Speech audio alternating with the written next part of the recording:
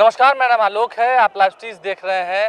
पद्म भूषण स्वर्गीय रामविलास पासवान की कल पहली पुण्यतिथि मनाई जानी है और राजधानी पटना में इसको लेकर बड़ी तैयारी की गई है। रामविलास पासवान के छोटे भाई केंद्रीय मंत्री पशुपति पारस की ओर से हर तरफ पटना की सड़कों पर पोस्टर्स लगवाए गए हैं। लोजपा दफ्तर में एक बड़े कार्यक्रम का आयोजन किया गया है, जिसमें बिहार के महामहिम राज्यपाल, बिहार के मुख्यमंत्री नीतीश कुमार सहित तमाम वो गणमान्य अतिथि जो हैं वह शिरकत करेंगे। देखिए किस तरीके से हर तरफ पोस्टर्स के माध्यम से इस अवसर पर आप सादर आमंत्रित हैं।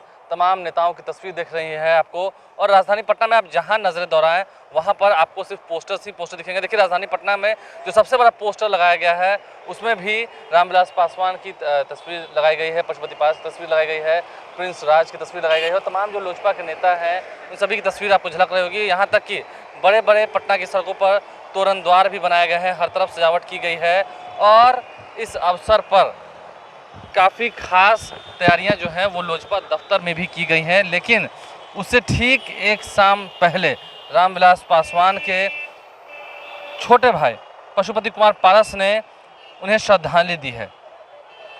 फेसबुक पर उन्होंने क्या कुछ लिखा हम आपको तस्वीर दिखा रहे होंगे। श्रद्धेय बड़े भैया स्वर्गीय रामविलास पासवान जी के प्रथम पुण्यतिथि पर मेरी ओर से संदेश। काफ़ी ही लोगों को भावुक कर देने वाला संदेश दिया है पशुपति कुमार पारस ने।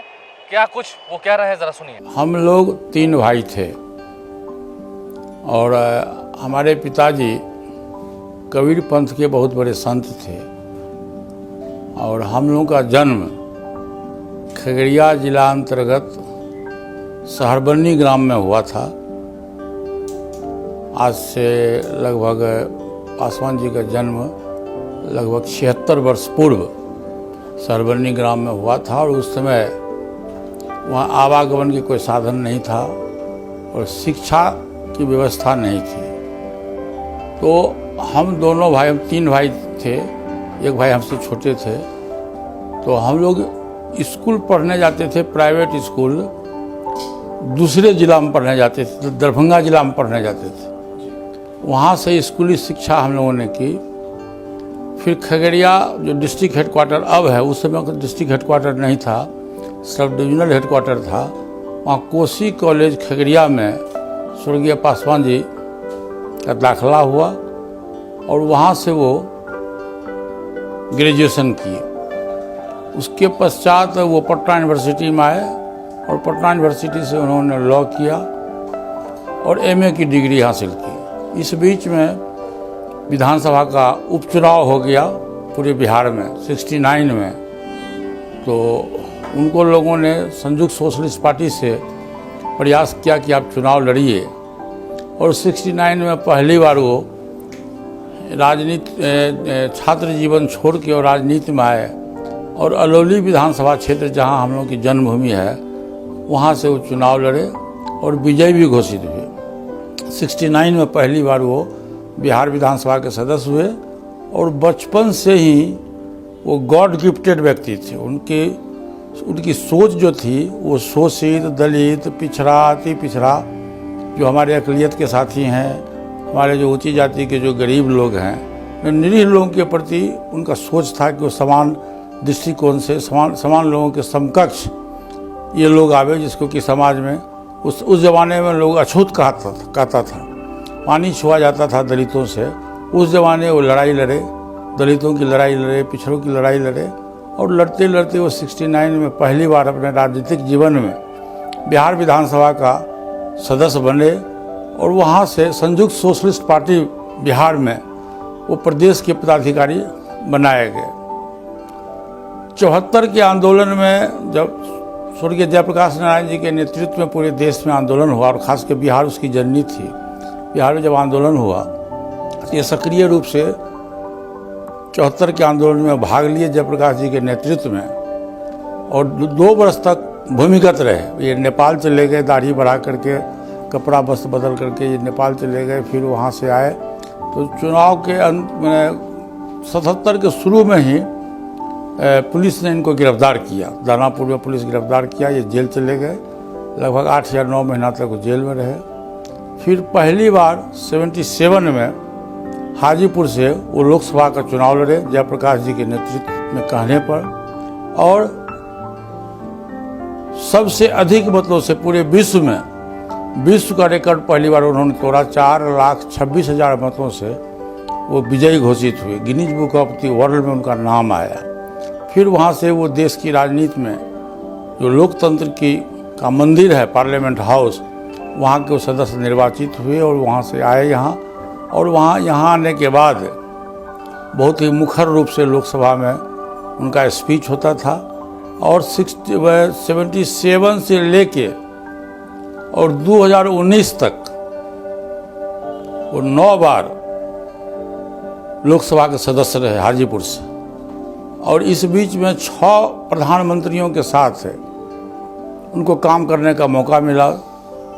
और भारत सरकार में पहली बार वो लेबर एंड वेलफेयर मिनिस्टर बने। स्वर्गीय बीपी सिंह जी के नेतृत्व में जब सरकार बनी थी 89 में, तो वो लेबर एंड वेलफेयर मिनिस्टर बने। और पहली बार उन्होंने कैबिनेट से ये प्रस्ताव पास किया और माननीय प्रधानमंत्री जी को बनाने में वो सक्षम हो गए कि मंडल कमीशन का जो रिपोर्ट बहुत पहले से पड़ा हुआ था बिहार में, तो उन्होंने माननीय प्रधानमंत्री जी से कहा कि मंडल कमीशन का जो रिपोर्ट है, जिसमें गरीब है, दलित समाज है, पिछड़ी जाति है, अति पिछड़ी जाति के लोग हैं, इनको लागू करने की बात उन्होंने कही। और माननीय प्रधानमंत्री जी ने इनकी बात को मान लिया और कैबिनेट से स्वीकृति हुई। और 70 में पूरे देश में मंडल कमीशन लागू हुआ, जिससे आप देखे होइएगा कि हजारों नौजवान पूरे देश के लोग IAS IPS बनने का हम लोगों को मौका मिला। उसके बाद दूसरा क्रांतिकारी इन्होंने कदम उठाया कि बाबा साहब भीमराव अम्बेडकर को भारत रत्न की उपाधि दिलाने में ये सक्षम हुए। और बाबा साहब भीमराव अम्बेडकर को भारत रत्न की उपाधि दिलवाई इन्होंने। और उनके जो संविधान निर्माता थे उतने बड़े लोग थे कि उनकी मूर्ति पार्लियामेंट हाउस में नहीं थी, तो इन्होंने पार्लियामेंट हाउस के सेंट्रल हॉल में बाबा साहब भीमराव अम्बेडकर जी की मूर्ति लगाने में ये सफल हुए। और उसी दिन पार्लियामेंट में ही इन्होंने 14 अप्रैल को राष्ट्रीय दिन घोषित किया और छुट्टी घोषित किया। फिर ये जब रेल मंत्री बने तो पूरे देश में इन्होंने रेल क्रांति लाया। और जितने भी आपके कुली, हमारे जो कुली समाज के लोग हैं, कुली ट्रेन रेलवे में जनरली गरीब लोग हुआ करता है, चाहे किसी जात धर्म के लोग हों, तो गरीब लोग हुआ करता है, तो उसको उन्होंने ये 4th ग्रेड की सुविधा दी। उन्होंने ड्रेस मुहैया कराया। तो इस ढंग से पूरे देश और काफ़ी लोगों को इन्होंने नियुक्ति भी करवाया। जो आज भी आप देखेंगे तो दिल्ली, अब हिंदुस्तान के किसी भी बड़े रेलवे स्टेशन पर आप जाएंगे तो पासवान जी के समय का बहाल किया हुआ आपको 2-4 लोग आज भी मिलेगा। फिर ये जब संचार मंत्री बने 2000 ईस्वी में, तो इन्होंने संचार क्रांति लाया पूरे देश में। और आज जो आपके पास मोबाइल है या मेरे पास में है, इनके पास में है, ये मोबाइल का देन स्वर्गीय पासवान जी का ही था। और मुझको याद है कि पटना के कृष्ण मेमोरियल हॉल में जिस समय ये मोबाइल का शुरुआत जिस दिन कर रहे थे, तो उस दिन अपने भाषण में बोले थे कि मैं देश में क्रांति लाऊंगा और मोबाइल को मैं बैगन के भाव से बेचवा दूंगा।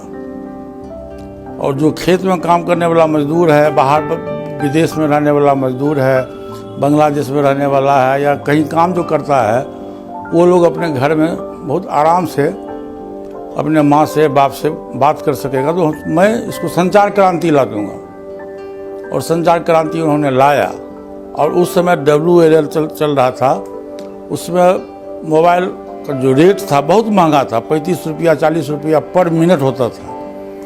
उन्होंने अपने रिजिम में कहा कि नो, कोई STD नहीं होगा, सबको उन्होंने फ्री किया, सबको लोकल कर दिया उन्होंने। तो इस ढंग से पूरे देश में उन्होंने संचार क्रांति भी लाया। उसी ढंग से बोले जब जैसे अभी मरने के, स्वर्गवास होने के कुछ तक वो खाद्य मंत्री थे, तो पूरे देश में उन्होंने माननीय प्रधानमंत्री जी के निर्देश पर पूरे देश में जितने भी गरीब गुरबा लोग थे, सब लोगों को राशन फ्री उन्होंने दिलवाया। और जिस समय तक राशन फ्री दिलाया उसमें लगभग 1.5 वर्ष तक फ्री राशन, 1 नेशन 1 कार्ड का उन्होंने नारा दिया और पूरे देश में उन्होंने क्रांति लाया। तो इस ढंग से जब भी वो पद पर रहे तो शोषित के लिए, दलित के लिए, पिछड़ों के लिए, अकलियत भाई के लिए, ऊंची जाति के जो गरीब लोग थे उसके उत्थान की बात उन्होंने की। और दलित समाज में पैदा होने के नाते उन्होंने दलित समाज के लिए भी उत्थान की बात की। उन्होंने दलित सेना का गठन किया कि यदि कोई सक्षम व्यक्ति किसी दलित पर अत्याचार करता है तो उसकी लड़ाई हम लड़ेंगे। और उन्होंने लड़ाई भी लड़ी। भूमि हड़पो आंदोलन सोशलिस्ट पार्टी का नारा था उसमें बिहार में, तो उसकी भी लड़ाई उन्होंने लड़ी। और लगभग 1.5 वर्ष तक भागलपुर कैंप जेल में, जिसमें वो विधायक थे, तो 1.5 वर्ष तक भागलपुर कैंप जेल में वो कैदी के रूप में वहाँ रहे। तो इस ढंग से अपने पूरे जीवन में 52 वर्ष से सक्रिय राजनीति में हो रहे हो। 69 से लेके और 2019 तक, 2020 तक वो सांसद रहे, राज्यसभा सदस्य रहे, तीन सदन का वो प्रतिनिधित्व किए। विधानसभा के सदस्य भी रहे, लोकसभा का भी सदस्य रहे और राज्यसभा का भी सदस्य रहे। और 6 माननीय प्रधानमंत्री जी के साथ उनको काम करने का मौका मिला। और वो शुरू से ही स्वर्गीय डॉक्टर अम्बेडकर के अनुयायी थे और जयप्रकाश नारायण के वो शुभचिंतक थे, जयप्रकाश नारायण के अनुयायी थे। और शुरू से इतना उन्होंने समाज के लिए काम किया कि जो दलित, शोषित, पिछड़ा वर्ग के लोग हैं उनको सेकेंड अम्बेडकर की उपाधि लोगों ने दी कि रामविलास पासवान जी देश में सेकेंड अम्बेडकर माने जाएंगे। डॉक्टर अम्बेडकर के बाद रामविलास पासवान जी का स्थान है। और आज हम लोगों का दुर्भाग्य है, देश का दुर्भाग्य है और हमारे परिवार का तो दुर्भाग्य है ही कि आज वो हम लोगों के बीच में नहीं है। हम लोग 3 भाई थे, जिसमें सबसे बड़े पासवान जी थे, सेकेंड में मैं था और हमसे एक छोटा भाई रामचंद्र पासवान थे। ये हिंदुस्तान के इतिहास में ये भी लिखने वाली बात है कि एक परिवार से 5 सांसद, ऑन ब्लड, हम तीनों भाई मेंबर ऑफ पार्लियामेंट सदस्य बने और हमारे तीनों भाई में से 2 लड़का लोकसभा के सदस्य बने। 5 हम लोगों के परिवार से 5 लोकसभा के सदस्य चुने गए, जनप्रतिनिधि, जनता के द्वारा चुने हुए, कोई बैकडोर से नहीं आए, जनता के द्वारा चुने हुए प्रतिनिधि हम लोग एक फैमिली से 5 आए। जबकि हम लोग बहुत ही गरीब परिवार से आते थे। मेरे पिताजी बहुत छोटे किसान थे। उन्हीं का देन है कि आज हम लोग लोकतंत्र के सर्वोच्च मंदिर में के सदस्य आज हैं और भारत सरकार के कैबिनेट मिनिस्टर हैं। और प्रथम पुण्यतिथि उनका 8 अक्टूबर को पटना में, जहां वो निवास करते थे, जब भी दिल्ली से जाते थे, तो एक 1 व्हीलर रोड है पटना में जहां हम लोग रहते हैं। 31 वर्ष से उस मकान में हम लोग रहते हैं और अभी पार्टी कार्यालय भी है। जब भी दिल्ली से वो जाते थे तो सबसे पहला कदम उनको 1 व्हीलर रोड में, उस मकान में वो जाते थे, वहीं रहते थे, वहीं खाते थे, वहीं सोते थे और वहीं से जितना पॉलिटिकल प्रोग्राम होता था उसमें वो भाग लेते थे। तो ये 52 वर्ष के राजनीतिक इतिहास में, और मैं समझता हूँ कि आज वो हम लोगों के बीच में नहीं है। हमारा समाज, पूरा देश बहुत ही मर्माहत है। उनके नहीं रहने से देश को काफ़ी क्षति हुई और ख़ास करके शोषित दलित समाज को काफ़ी क्षति हुई। उनका एक नारा था जो मुझको अभी याद आ गया। वो कहते थे अपने भाषण में कि देखो, औरत और मर्द में झगड़ा हो तो औरत निरीह होती है, इसलिए औरत को मदद किया करो। गरीब और अमीर में झगड़ा हो तो गरीब को मदद करो, और हिंदू और मुसलमान में झगड़ा हो तो तुम मुसलमान को मदद करो। ये उनका नारा था। दूसरा उनका था, वो कहते थे अपने भाषण में कि बगीचा का माली सबसे अच्छा वही होता है जिस बगीचा में सभी तरह का फूल खिले, कोई फूल मुरझावे नहीं। तो ये उनका सोच था, गरीब के प्रति, शोषित के प्रति ये उनका सोच था। आज हम लोग के बीच में नहीं है। 8 अक्टूबर को उनका प्रथम पुण्यतिथि है।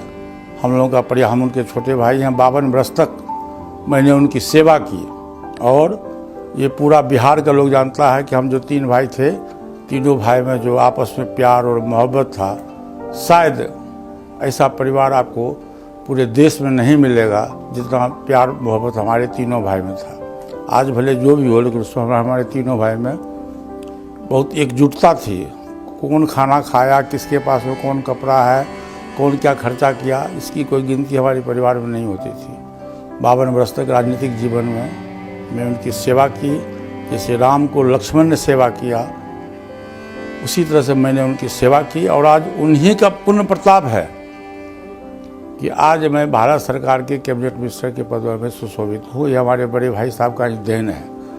और मैंने राजनीतिक रूप से भी कहा था कि हिंदू लॉ के मुताबिक बेटा का अधिकार होता है संपत्ति में, फादर की संपत्ति में बेटा का अधिकार है, लेकिन राजनीतिक उत्तराधिकारी मैं हूँ। और उन्होंने मुझको ही जब मौका आया, 69 में जब अलौली से विधायक बने और 77 में जब हाजीपुर से सांसद बन गए, तो उन्होंने मुझको ही बुला के कहा कि पारस तुम अलौली से विधायक बन जाओ, चुनाव लड़ जाओ। अब मैं लड़ा और मैं 77 में पहली बार बिहार विधानसभा का सदस्य हुआ। फिर 2019 में जब उनका फाइनल हो गया कि राज्यसभा के सदस्य बनेंगे, तो उन्होंने फिर मुझको ही बुला के कहा कि पारस हाजीपुर से तुम ही लड़ो, तुम ही चुनाव जीत सकते हो, तुम ही मेरा वारिस हो। उन्होंने अपने बेटे को नहीं कहा, उन्होंने अपने पत्नी को नहीं कहा, मुझको ही कहा और मैं वहाँ चुनाव लड़ा। और दुर्भाग्य से वो आज हम लोगों के बीच में नहीं है। भारत सरकार के मंत्री थे, आज वो नहीं है, तो माननीय प्रधानमंत्री जी ने ही मुझको भारत सरकार के कैबिनेट मिनिस्टर के रूप में उनके आदेश से मैं बना। मैं उनका बहुत शुक्रगुजार हूँ माननीय प्रधानमंत्री जी का। तो जो 8 अक्टूबर का जो प्रोग्राम है, उसमें पूरे देश में जितने भी हमारे लोग हैं, चाहे पक्ष के लोग हों विपक्ष के लोग हों, मैंने सभी लोगों को कार्ड भेजा है, सभी लोगों को मैं निमंत्रण दिया हूँ, मैं दे भी रहा हूँ। अभी बहुत से लोग बाकी हैं और मेरा प्रयास है कि प्रथम पुण्यतिथि पासवान जी का है, बहुत ही अच्छे ढंग से और सादगी के रूप में उनका प्रथम पुण्यतिथि हम लोग पटना में 1 व्हीलर रोड में मनाने जाए। तो आपने सुना केंद्रीय मंत्री पशुपति पारस जो कि रामविलास पासवान के छोटे भाई हैं, क्या कुछ कह रहे हैं। कल रामविलास पासवान की पहली पुण्यतिथि मनाई जानी है, जिसको लेकर तैयारियां कर ली गई हैं। और एक शाम पहले पशुपति पारस ने क्या कुछ कहा है, क्या कुछ पुरानी यादों को संजो कर जो रखे हुए थे, उन्होंने उसे सबके सामने साझा किया है, उसे आपने सुना है। हमारे चैनल को सब्सक्राइब कर लें, साथ साथ फेसबुक पेज भी लाइक करें। इसके अलावा ट्विटर हैंडल पर लाइव स्ट्रीम को फॉलो करें। धन्यवाद।